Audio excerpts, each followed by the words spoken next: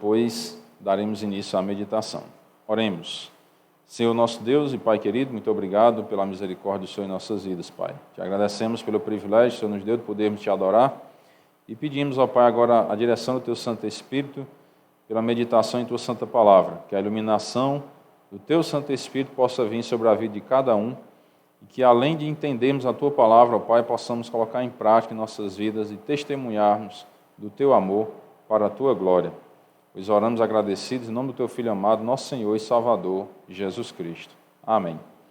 Pois bem, irmãos, hoje nós vamos falar sobre um tema que nós cantamos no último cântico, que é sobre o amor. As crianças podem acompanhar a minha esposa.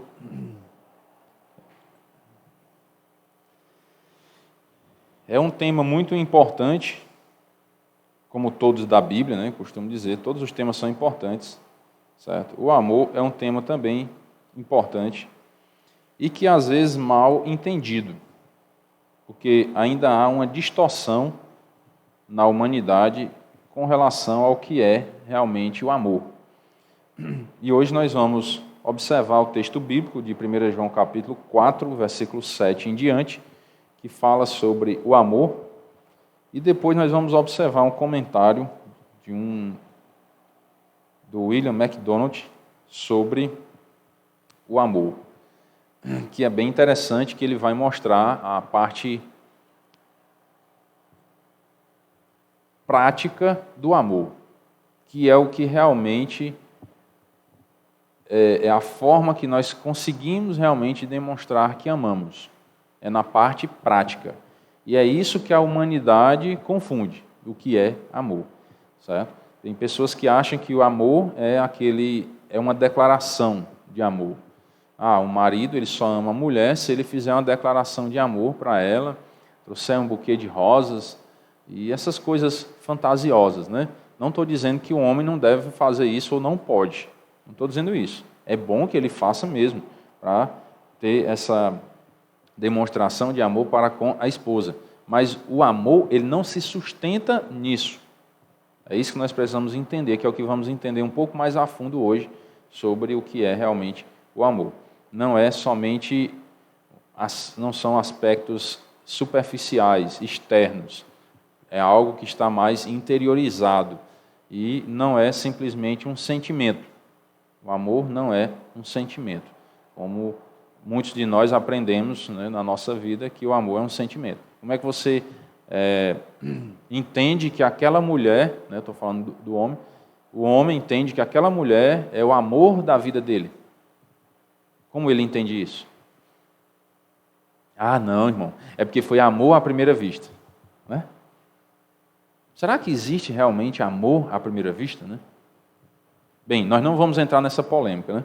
Hoje eu não quero trazer um assunto polêmico, né? Mais light, tá bom? Então, irmãos, vamos para o texto bíblico, 1 João capítulo 4, verso 7, que diz o seguinte: Amados, amemo-nos uns aos outros. Então, João, né, o apóstolo João, vem trazer para a igreja essa mensagem: amemo-nos uns aos outros. Mas por que eu tenho que amar uns aos outros? Por que eu tenho que amar o meu irmão?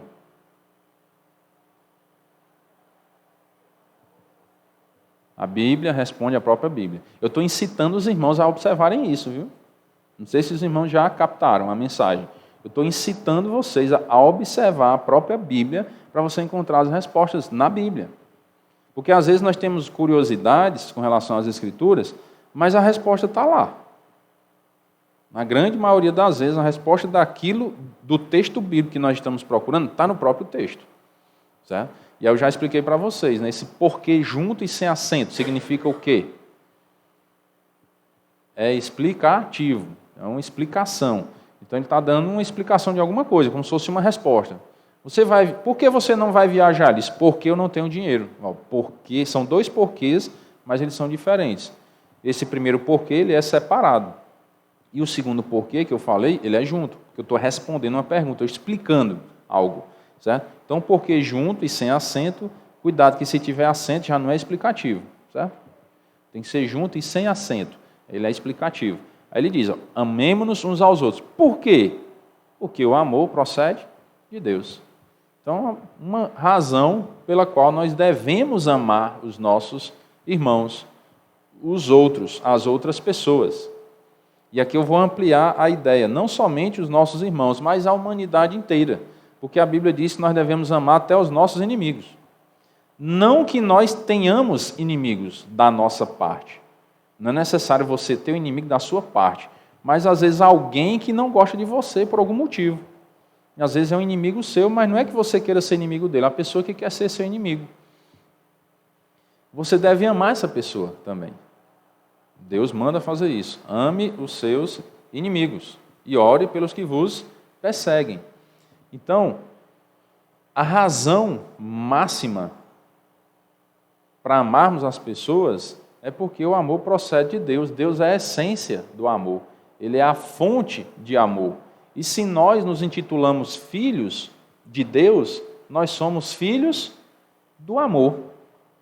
Então, como é que eu digo que sou um crente, sou filho de Deus, sou filho do amor e não amo o meu próximo? Tem lógica isso? Não tem nem sentido, né? Eu dizer que eu sou filho do amor, mas eu não amo o meu próximo. Eu sou filho do amor, mas eu não amo a minha esposa. Não faz sentido. Se eu sou filho de Deus, eu sou filho do amor, que a essência de Deus é amor. Então eu preciso amar as pessoas. Por quê? Porque Deus está me mandando fazer isso, Ele é a essência do amor, eu tenho que seguir os passos do meu Papai Celestial, que é amar ao próximo.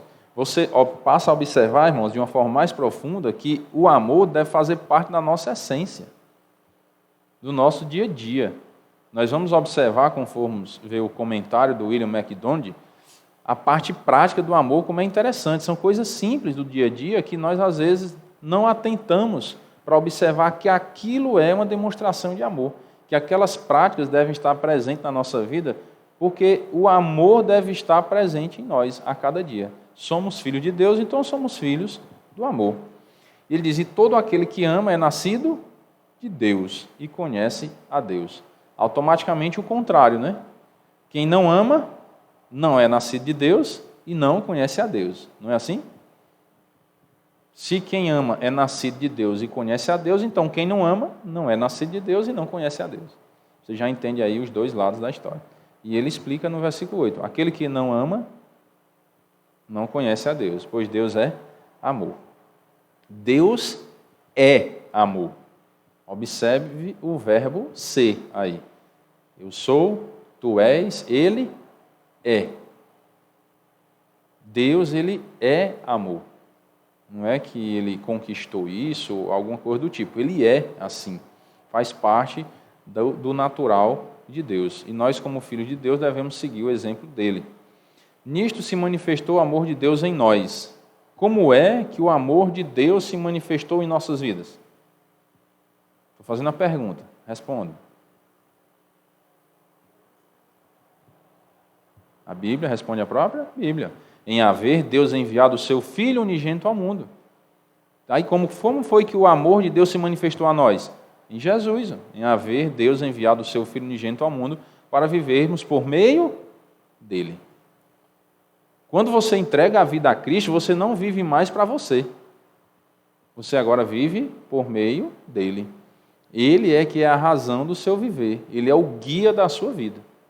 É assim que funciona. E se Deus amou a nós, nós devemos amar o próximo. Se Jesus é a demonstração de Deus para conosco, então nós temos que seguir os passos de Jesus. Nós temos que viver por meio dele. Nisto consiste o amor, não em que nós tenhamos amado a Deus, mas em que ele nos amou e enviou o seu Filho como propiciação pelos nossos pecados. Deus não somente disse que amava, ele provou que nos amamos. Mas Deus prova o seu próprio amor para conosco pelo fato de ter Cristo morrido por nós, sendo nós ainda pecadores. Onde é que está escrito isso? Não é na Bíblia, né? Onde é? Muito bem, aí, tá vendo? Tá vendo? Tá vendo? Aí, ó. Aí nós dizemos que não conseguimos decorar a Bíblia, né? A irmã já passou dos 50, não já? Vendo? E sabe, decorado até a referência. Mas Deus prova o seu próprio amor para conosco pelo fato de ter Cristo morrido por nós, sendo nós ainda pecadores. Não vou mentir não, fiquei surpreso, viu, de alguém lembrar. Achei que não ia lembrar. Mas isso é repetição, que eu falei hoje de manhã. Certo? Se você repete, você aprende.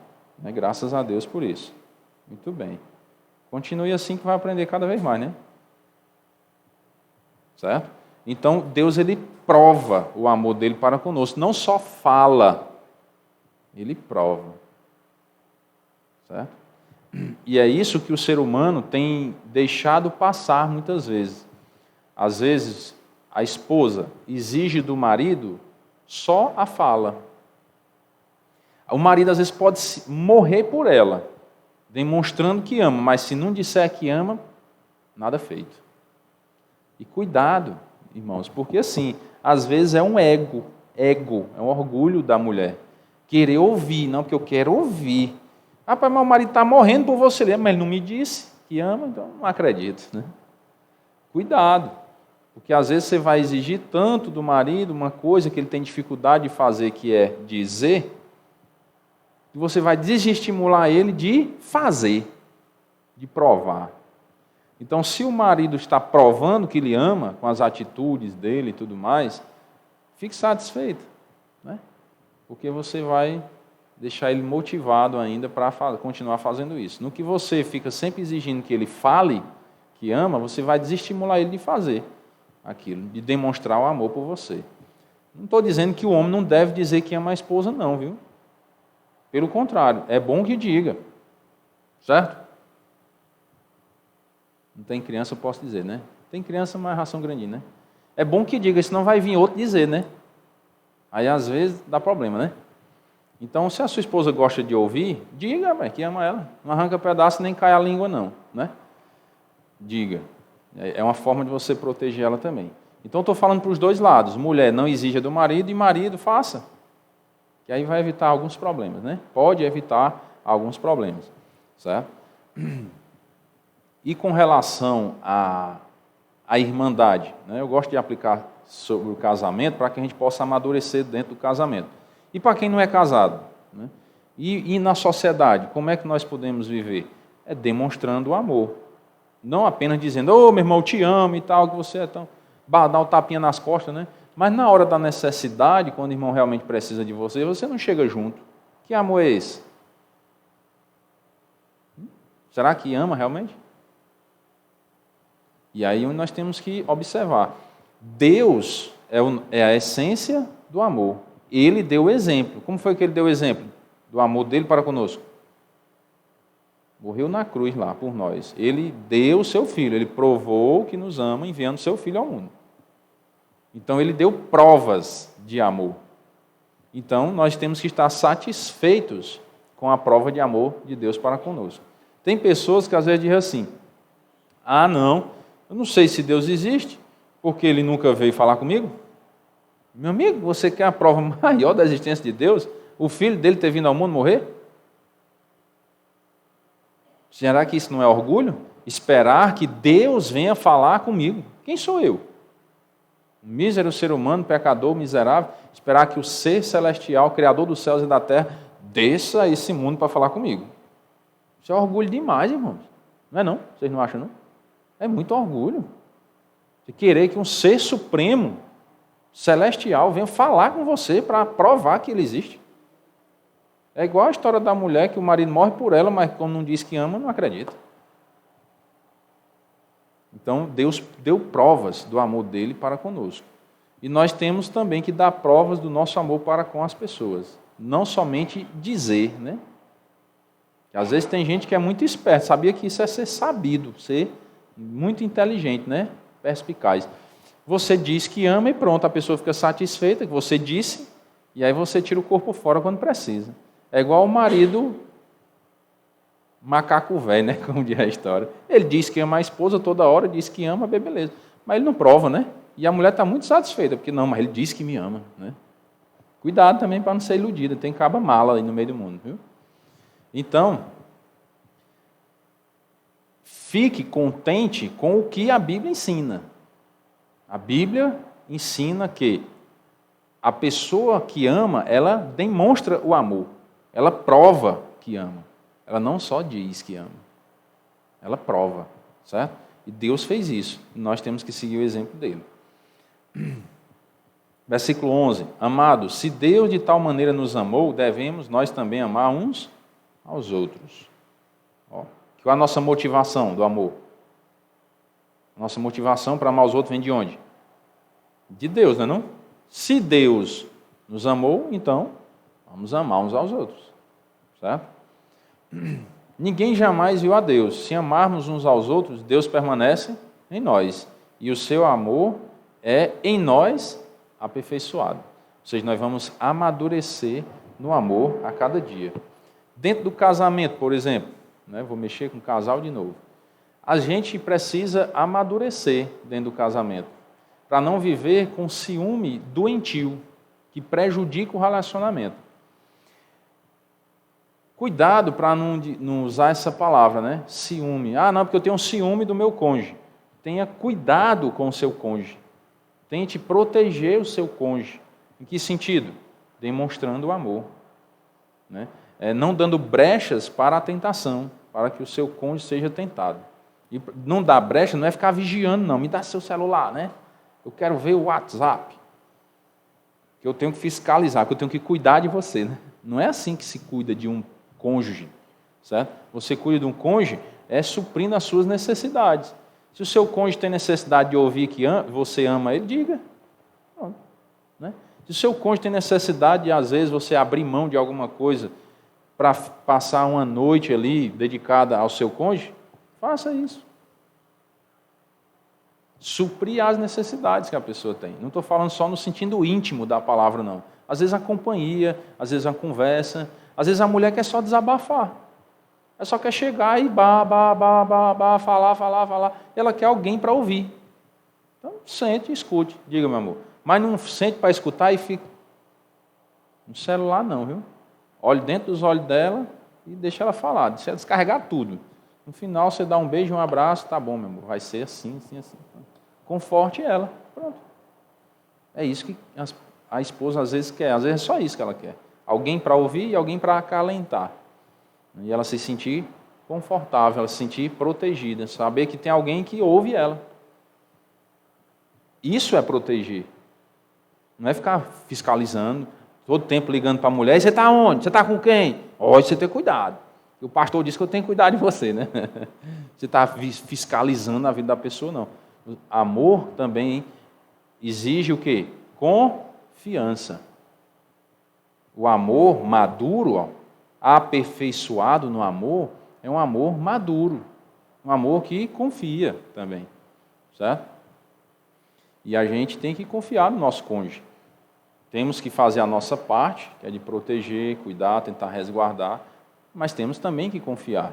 A gente não vai ficar como um paranoico vigiando a mulher 24 horas por dia, porque às vezes você vai prejudicar o relacionamento, vai sufocar demais a pessoa e prejudica o relacionamento. E aí vice-versa, né? A mulher também não ficar no pé do marido a todo tempo, porque também às vezes sufoca, né? Temos que nos aperfeiçoar no amor, tá bom? Aí às vezes nós podemos dizer assim, uma irmã, né? Meu irmão, mas você não sabe como é lá em casa. Eu realmente não sei, quem sabe é Deus, né? O meu marido é descrente e ele me trai, né? Se eu não ficar no pé dele, é que ele vai trair. De quem é o problema? É dele. O problema é dele. Ele vai prestar conta com Deus por trair a esposa. E o seu, esposa? Qual o seu papel? A Bíblia diz que a mulher ganha o marido sem uma palavra. Então vá orar, joelho no chão e oração. Certo? Ah, irmão, mas eu não aguento e tal. Então a Bíblia deixa uma brecha para vocês separar dele, se quiser, né? Em caso de adultério, a Bíblia tem uma brecha. É a única brecha, né, que a Bíblia dá. Se for adultério, você pode deixar o cônjuge, se quiser. Nós nunca aconselhamos fazer isso. Nós. Certo? A pessoa um dia vinha perguntar para mim, pastor, é porque eu fui traído, o que é que você diz? Tente ajeitar-se, né? Se ajeite. Eu nunca vou chegar para a pessoa e dizer, separe. que nós não podemos fazer isso. O que Deus uniu, não separe o homem. Então, eu não tenho autoridade para chegar e dizer para separar. O que eu posso dizer é o que a Bíblia fala, que tem essa brecha. Então, mas se você consegue viver com o cônjuge que lhe trai, joelho no chão e oração. Certo? É isso que você tem que fazer. Não é ficar vigiando, pastorando, correndo atrás, fiscalizando, tentando proibir até o marido ir para algum lugar ou outro. Vai ser pior. Certo? Principalmente a mulher que fica pegando no pé do marido. É pior, porque homem é bicho ruim, viu? Homem é bicho ruim. Se ele se sentir sufocado, aí é que ele explode. Certo? É pior.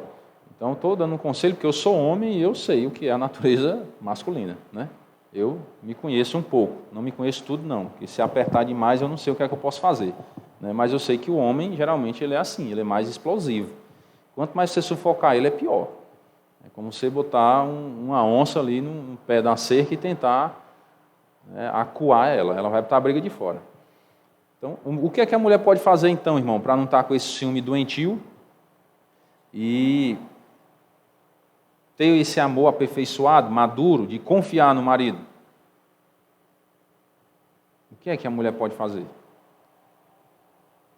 É cuidar dele, proteger ele, resguardar ele. Proteger não é enfrentar a briga por ele, não. Resolver os problemas dele, não. Porque o homem já para ser maduro para resolver os problemas dele, né?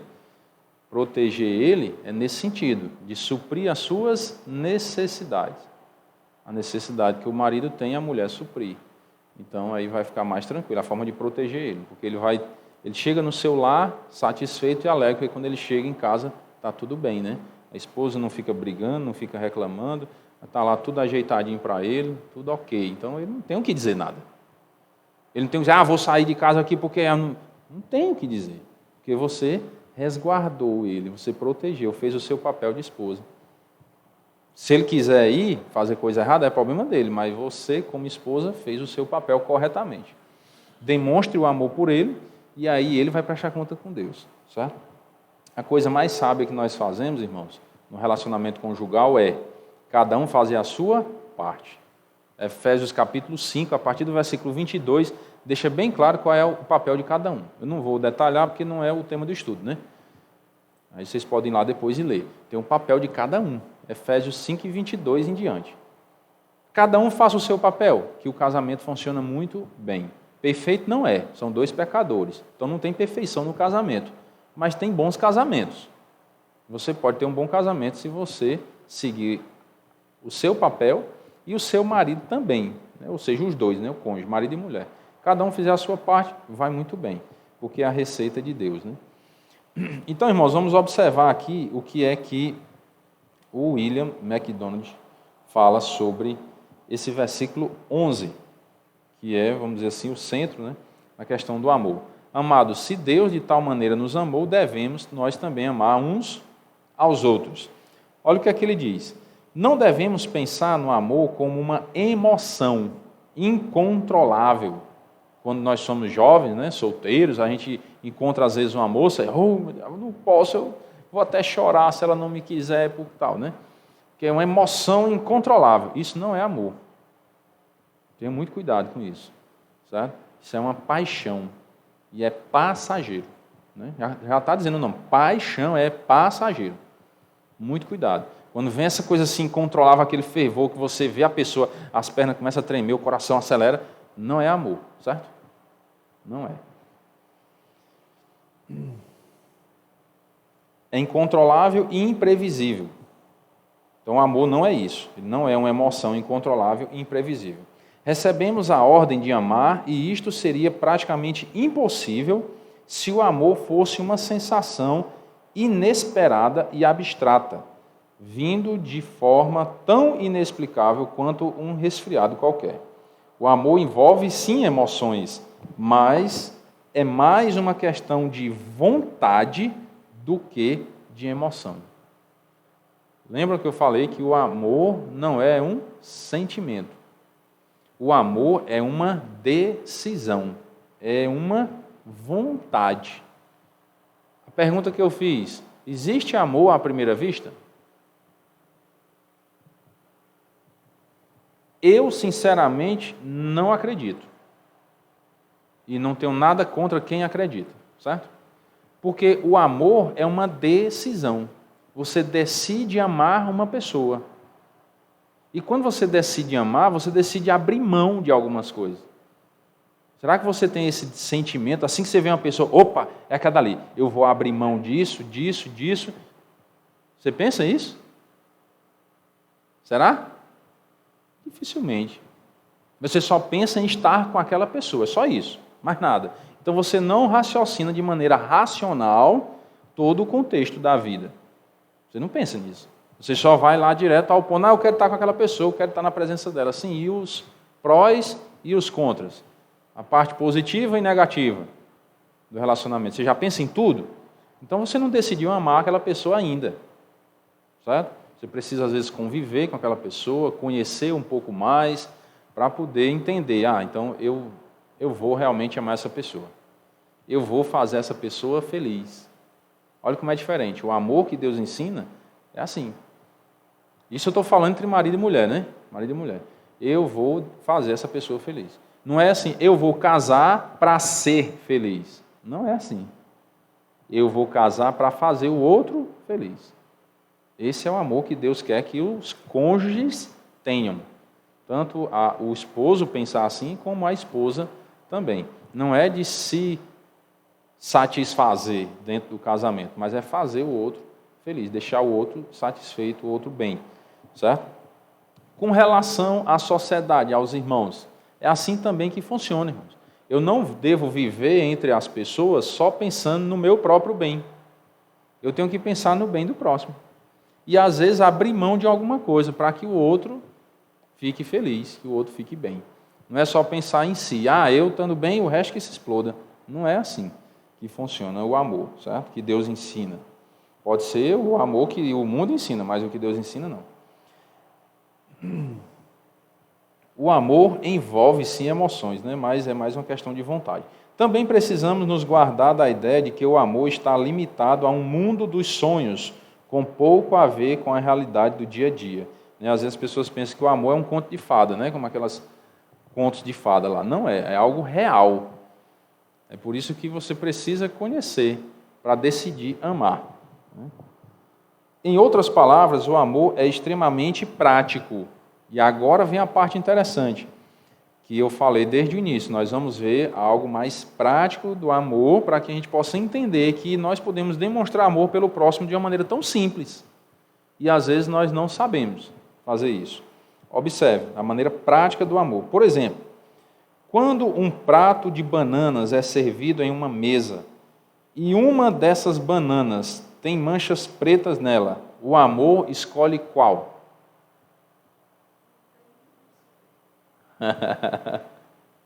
Não é interessante? A gente pensa que tem nada a ver, né? A gente chega num local, aí servem bananas lá, e tem umas bem amarelinhas, boazinhas, e tem outras com umas casquinhas pretas. Você, para demonstrar amor, vai escolher qual? A partir de hoje eu vou escolher a preta, mas eu não escolhia não, eu não vou mentir, né? Eu só escolhi as que não tinham a casca preta, que eu não gosto das que tem a casca preta. Mas a partir de hoje eu vou ter que escolher as pretas, né? Eu só gosto das que não tem, mas agora eu vou ter que pegar das que tem, né? Que eu aprendi com esse estudo que, para eu demonstrar amor, eu tenho que pegar as que tem a casquinha preta. Porque a maioria não quer, né? Então eu vou lá e pego elas. Você vê como é interessante, coisa tão simples, que a gente pensa que tem nada a ver de demonstração de amor nisso, mas tem. Certo? Um outro exemplo. O amor limpa o banheiro e o chuveiro depois de usá-los. Você usa o banheiro, sai, deixa tudo molhado, sapiscado, tudo manchado, né?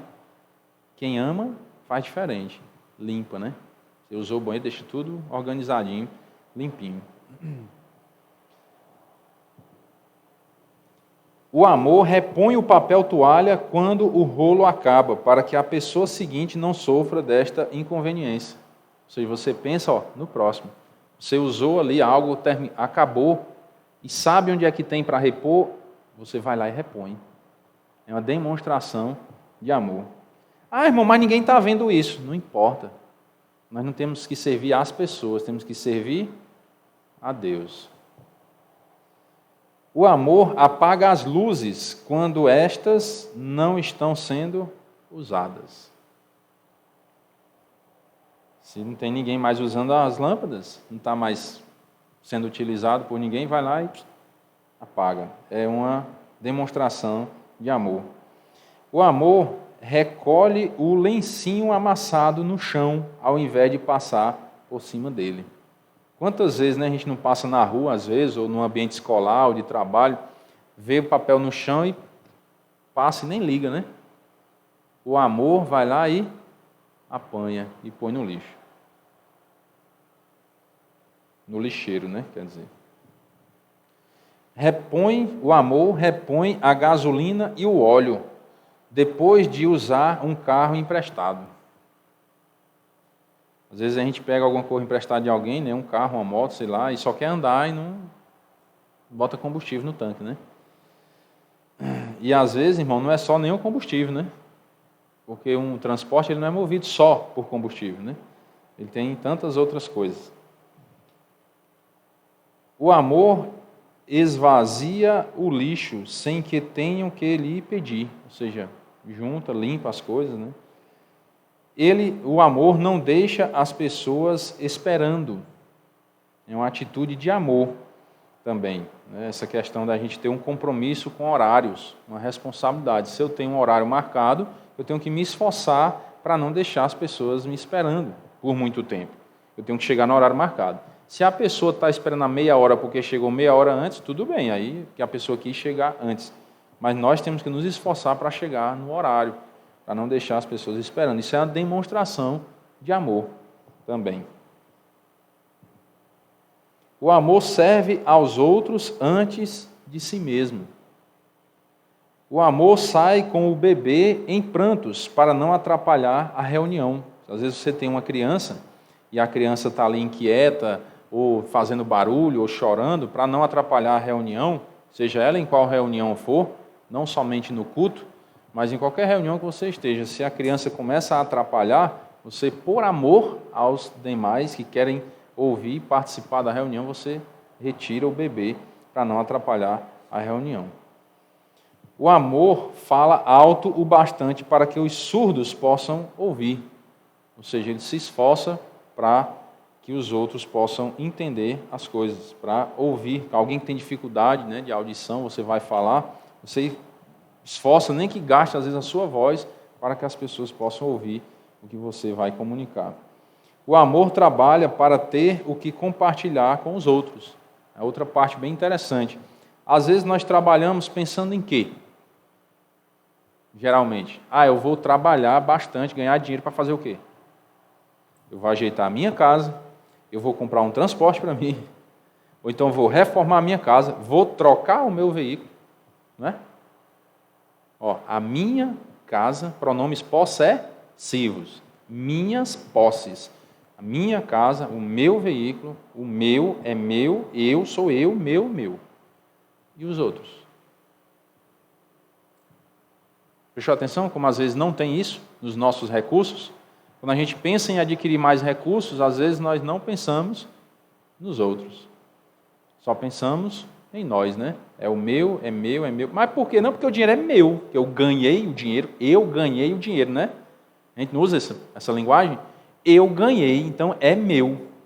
Será que foi você que ganhou ou foi Deus que lhe deu? O que é que vocês acham? A gente ganha o dinheiro ou é Deus que dá o dinheiro? Eu entendo que é Deus.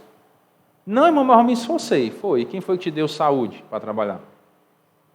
Quem te deu inteligência para fazer o trabalho que você faz? Quem te deu a vida? Foi Deus. Então, quem me deu foi Ele. Eu não tenho nenhum mérito em nada, né? Nós temos que entender isso para amadurecermos, sermos aperfeiçoados no amor, sermos mais maduros no amor. E entender que aquilo que nós temos não é nosso. Foi Deus que deu. E com isso aqui eu não estou pedindo dinheiro não, viu? Porque às vezes quando o pastor fala isso, acha que o pastor está pedindo dinheiro. Não estou. É para a vida prática de vocês, certo? A vida prática de cada um de nós. Quando nós trabalhávamos, nós pensávamos em ajudar às vezes um familiar, entendeu? a ajudar algum amigo que a gente sabe que às vezes precisa. E a gente, às vezes, trabalhar duro, pesado, para tentar ter alguma sobra de recurso para isso, para uma reserva. Alguém precisou, e eu sei que precisa realmente, não um vigarista, porque tem muitos por aí, né? Mas eu sei que a pessoa realmente precisa de ajuda e Deus me deu condição, eu vou ajudar. Pensar no próximo, isso é uma demonstração de amor também. Né? Alguém está realmente necessitando, a gente chegar junto. Não é viver dizendo eu te amo e tapinha nas costas. Tem muita gente que se ilude, às vezes, com o amor do pastor. Sabiam disso? Tem gente que diz assim, o pastor não ama, não demonstra amor por ninguém. Porque, às vezes, o pastor não fica agarrando as irmãs, né? Tapinha nas costas, de abracinho com as irmãs, beijinho de um lado e outro, que isso não é ético, que eu entendo que não é ético a gente sair abraçando as irmãs. Um homem abraçando as mulheres na igreja, não é ético, não é moral, né? É quase que imoral. E aí, às vezes, o pastor não faz isso e algumas pessoas dizem que o pastor não ama. Como se o amor do pastor para com a congregação fosse demonstrado dessa forma, né? Está abraçando as irmãs, beijinho no rosto e tal, bate tapinha nas costas. Cuidado para não confundir, né? Porque o amor do pastor para com a congregação é quando ele está disposto a chegar junto. E qualquer membro da congregação que estiver precisando, ele saber chegar junto. Às vezes abrir mão da sua rotina, um dia ou outro, para vir ajudar algum irmão que está necessitado. Né? Seja lá do que for. E se ele tem condição de fazer isso, de ajudar a ovelha, ele vai lá e ajuda. Chega junto na hora da precisão. Isso é amor. Certo? É o que nós temos que amadurecer para entender o que é amor. Muitas pessoas confundem isso. Se o pastor não estiver na casa dos irmãos todo dia visitando um e outro, ele não ama. Será? Você está precisando da visita do pastor na sua casa? Como é que eu sei que você está precisando da minha visita na sua casa?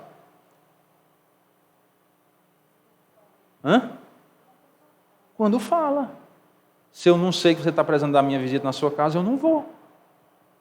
Ah, irmão, por quê? Porque eu não fui convidado. Vou fazer o que na sua casa sem convite? Não, mas você é o pastor, eu sou pastor, mas não sou mal educado, não. Chegar na sua casa, ei, irmão, vim aqui tomar o café. Se você não estiver preparado para me receber com café, não que eu seja uma pessoa importante, não. Diga assim, às vezes você não estava esperando eu chegar lá. É você mal educado? Chegar na sua casa sem convite? Papai aqui não vai, não. Certo? E não estou dizendo para você me convidar, não, né? Com isso eu não estou cobrando que vocês me cobrem para ir lá, não. Não é isso. Eu estou explicando para que os irmãos entendam. Eu amo a congregação, mas eu não sou mal educado. E está chegando na casa dos irmãos de maneira inconveniente, sem ser chamado. Eu não vou. Agora, se você está precisando da visita do pastor na sua casa, irmão, estou precisando, você vai lá em casa para orar com a gente, para dar um conselho e tal. Eu vou na hora, certo? A gente vai organizar a agenda e vai lá. Agora, sem convite, eu não vou. Eu não sei se você está me esperando. Eu não sei se você está preparado para receber alguém na sua casa. Eu não posso chegar na sua casa batendo na porta. Eu não posso ir, certo? Só posso ir quando eu receber um convite. Isso é amor. Você respeitar o próximo. É o que eu entendo, certo? Eu tenho que respeitar os irmãos. Não é, mas o irmão tem que receber o pastor na sua casa. Quem foi que disse isso? Está escrito em algum canto? A congregação tem que receber o pastor na casa dele. Qualquer hora, qualquer dia. Está escrito aonde? Vocês já viram? Se vocês encontrarem, me digam, viu? Que até hoje eu não vi ainda não.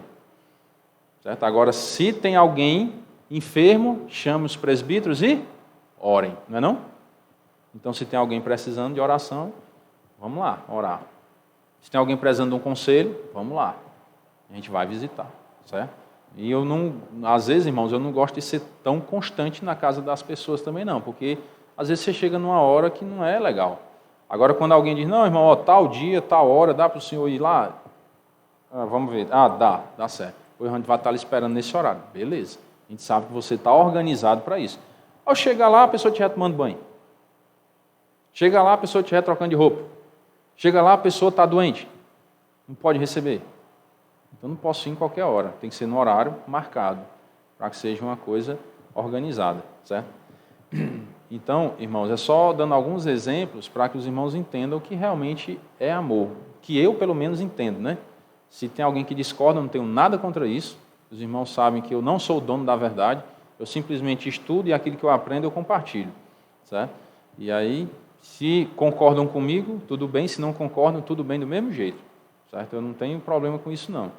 Eu só compartilho com a igreja aquilo que eu entendo que é o correto nas Escrituras, que é o que eu creio. Então, aquilo que eu creio, eu compartilho com a igreja. Não sou dono de vocês e não sou dono da verdade. Eu simplesmente aprendo e o que eu creio para mim, eu compartilho com os irmãos. Então, que nós possamos a cada dia desenvolver essa habilidade, né? Essa humildade de praticar o amor, colocar em prática, não ficar naquela ilusão de só falácias. Eu tenho que falar, eu tenho que ouvir o amor para que... Não, você tem que praticar o amor. Vocês observaram coisas simples, né? Coisas simples do dia a dia, nós podemos demonstrar amor. Nós que dirigimos, vou lá no carro ou na moto, e chego na faixa de pedestre, aí tem um pedestre desse jeito na faixa, olhando para você, ó. Ele está quase dizendo, pelo amor de Deus, não pare para eu passar, e você está... Né? É amor? Hã? Não, irmãos. Está lá o pedestre, coitado, doido para passar, e às vezes o trânsito medonho, vai lá e taca o pé no freio. Deixa o pedestre passar. E você vai contagiar outros. E as pessoas vão ver a sua educação, a sua demonstração de amor para com o próximo, eles vão começar a parar também. Certo? Às vezes você pode até pensar, mas ninguém faz. Seja o primeiro. Você pode fazer diferente. Certo? Amém? Vamos orar.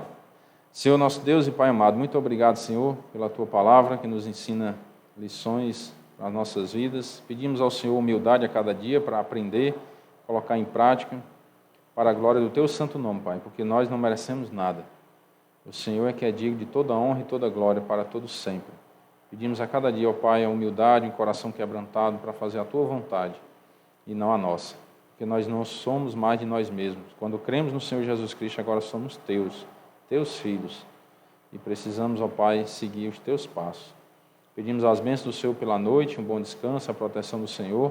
Também, ó Pai, pela semana pedimos a vitória sobre o mal e sobre o pecado. E oramos agradecidos em nome do Teu Filho amado, nosso Senhor e Salvador Jesus Cristo. Amém. Uma boa noite, irmãos. Que Deus abençoe.